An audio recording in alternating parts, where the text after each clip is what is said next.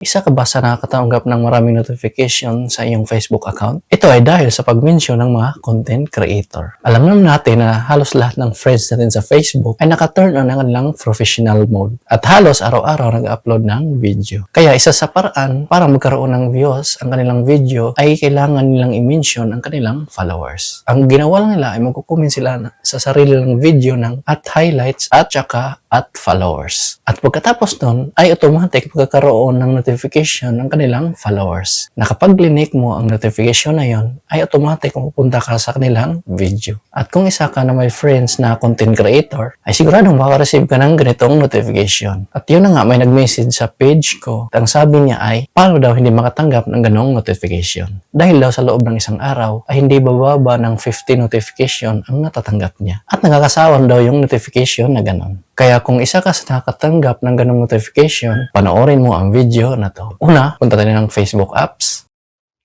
Ayan, kung sa Facebook na tayo, dito sa My App right side, yung tatlong linya, pindutin lang to. Then, pindutin itong Settings and Privacy.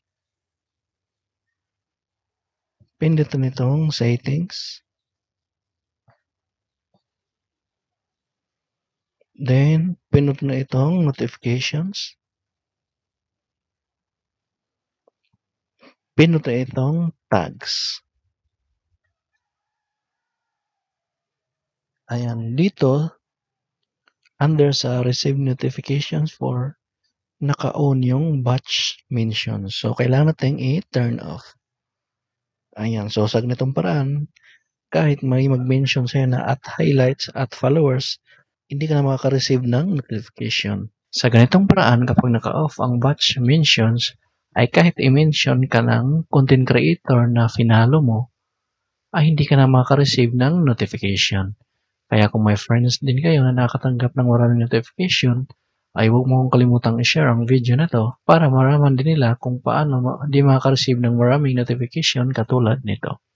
Ganun lang kadali, paano hindi makaka-receive ng maraming notification sa mga friends natin na naging content creator.